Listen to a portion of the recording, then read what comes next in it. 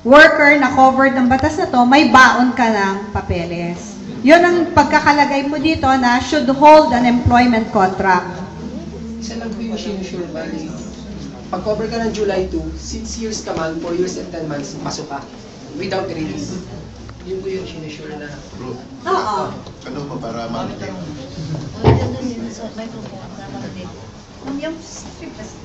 Bali mga credit lang po ngayon masusure talaga. Kasi yung pong 6 years, tsaka 4 years and 10 months, 4 years and 10 months, na-cover ng July 2, yun po yung sure na talaga. Kaso wala palang guideline kung paano. Ganito po Pag isang manggagawa ay, ang enforcement of the act ay July 2, 2012. Siya ay April, Yes. So, hindi kasali. So, kaya in-example ko na siya kasi siya ay April. So, ang sabi ng batas, after the enforcement of the act will take effect July 2, 2012. So, yung mga nag-expire or natapos ang sojourn at nakauwi na by July 2,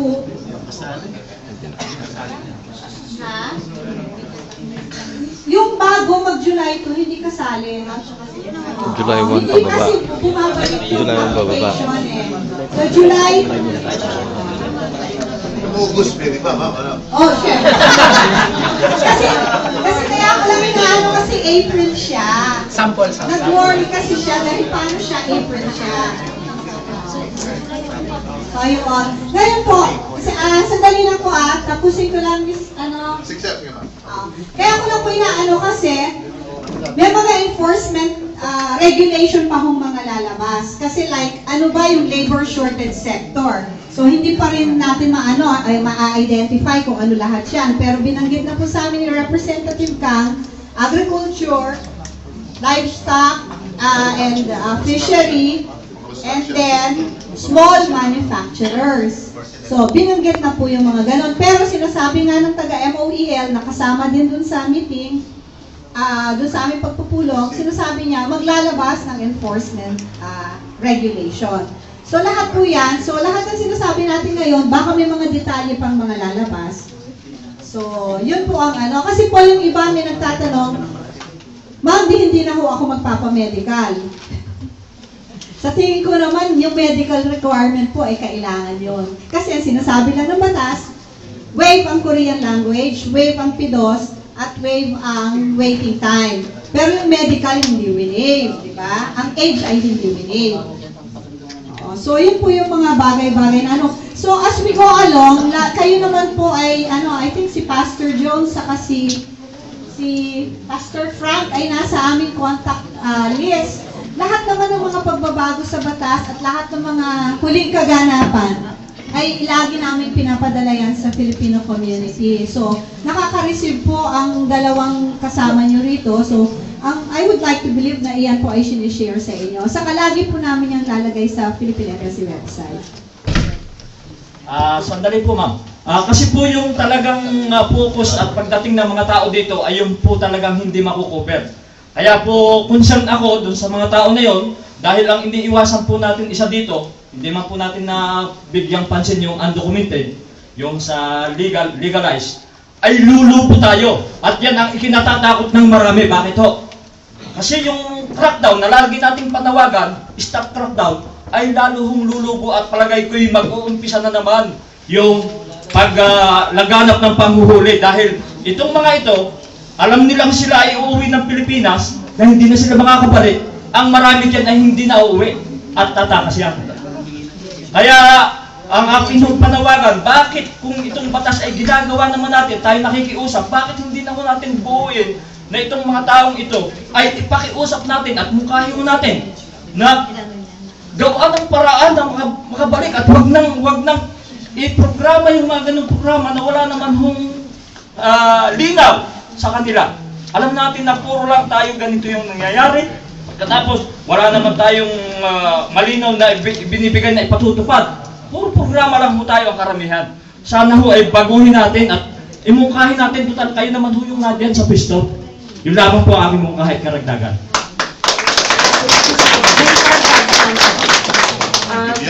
Meron dito. Opo. Para marinig. Ma'am, may karag... may karagdagan lang po ako. No? Mayroon na po bang paghahandang paglalabi na ginawa ang embassy para sa mga hindi dokumentado o undocumented na tulad namin, kasi gusto rin naman po naming maligal para po makapagtrabaho, makauwi sa pamilya namin sa Pilipinas at makabalik po ulit dito. Yun na po, kung mayroon na po ba kayong paglalabi na nagawa? Noong pong August 7, 2011 ay nagkaroon ng EPS Forum. Ang discussant po representing all the EPS sending countries ay si Ambassador Cruz. Naalala niyo po noong November 6, binigyan ko kayo ng kopya ng kanyang speech o yung kanyang paper na binasa niya at binahagi niya dun sa EPS Forum. Kung inyo pong rerepasuhin, ang nakalagay po doon is at an opportune time, I hope that the Korean government will consider an amnesty for all undocumented or irregular workers. So yun po ay nakasaad doon. Ngayon nung pong December 3, 2011, si Ambassador po ay again speaker sa isang roundtable seminar on the Republic of Korea's immigration policy viewed from inside and outside. So, yeah, again, this is in the Philippine Embassy website. Maaari niyo po siyang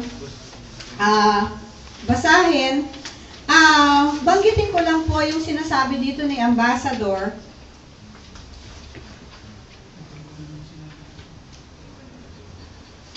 Irregular workers are honest people who have decided to violate the terms of their visas for economic or humanitarian reasons. They must not be subjected to the same stigma that accompanies those who have committed arson, rape, murder, or white-collar crimes. Acknowledging this fact is the first step towards a more open-minded immigration policy. On this note, I humbly state my hope that at an opportune time, the Korean government can study the possibility of providing amnesty to overstaying workers and find a way for them to become eligible to apply to the EPS. So, yun po ang ano ko dito. Binasa ko lang po yung portion na yun, pero meron po siyang explanation bakit nagkakaroon ng mga irregular workers. So, ito po ay nasa Philippine Embassy website. Ito po ay Immigration Policy Forum. So, yun po yung aking maibabahagi sa inyo. Dalawang forum na po. Forum ng MOEL at forum ng immigration. Binabanggit po natin yan.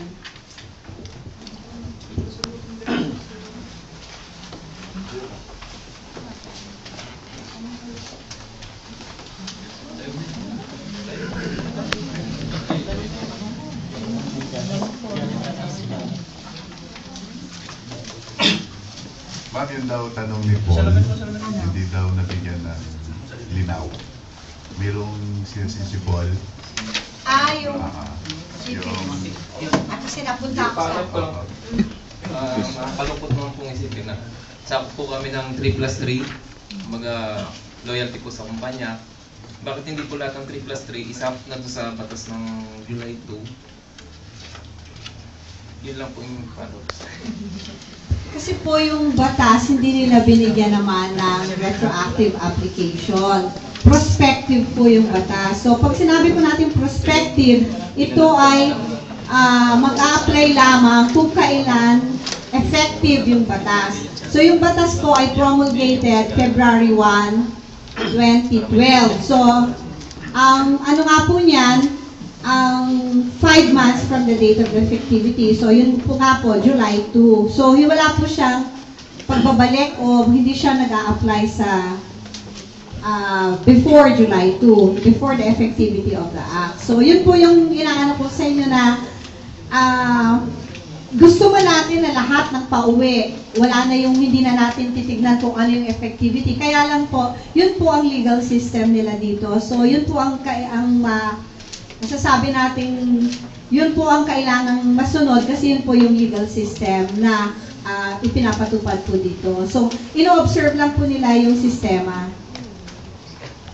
Hindi lang naman kasi tayong Pilipino yan eh. Lahat po. This applies to all